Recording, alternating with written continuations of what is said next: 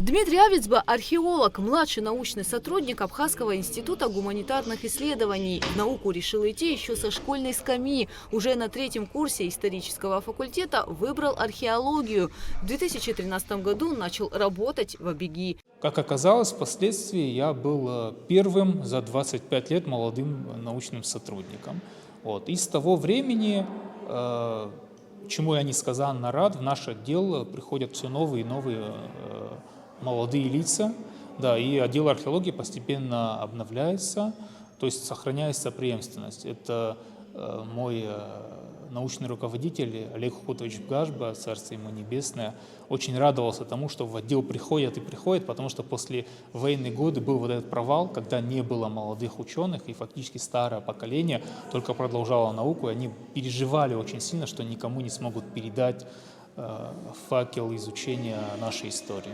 Дмитрий Авицба входил в исследовательскую группу проекта «Тайны Великой Абхазской стены», участвовал в археологических раскопках в северно-западном бастионе Сухумской крепости и других научных мероприятиях.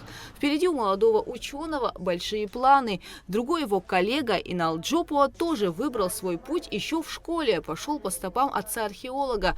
В 2021 году защитил диссертацию на соискании ученой степени кандидата исторических наук. У нас так сложилось в семье, что отец археолог, и с детства привлекала на археологические раскопки. Отец последующий в университете, и преподаватель, руководитель Алик Николаевич Кобелия тоже всячески способствовал тому, чтобы в этом направлении добирался здания и как-то привлекался к практике археологической.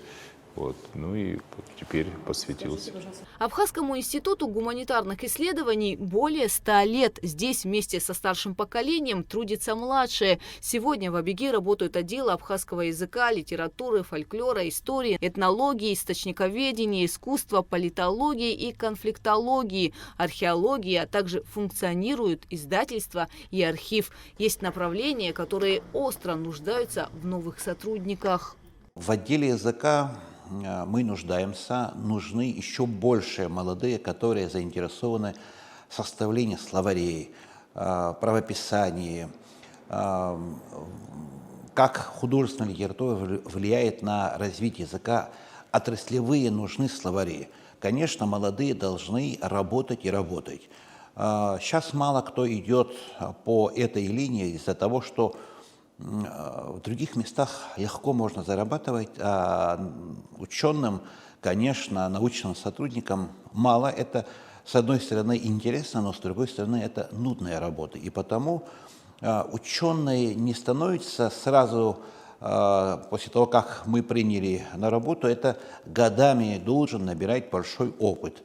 Язык развивается тогда, когда всесторонне люди занимаются, мыслят на родном языке и показывают все нормы в языке, в культуре со всех сторон. И потому это то, что необходимо для науки, для вообще государства.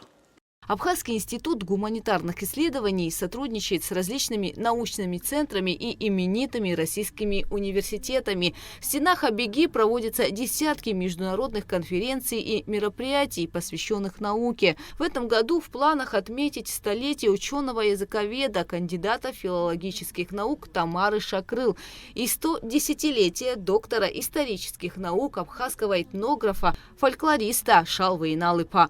Гугуца Вардания, Ахрамичба, Абхазское телевидение.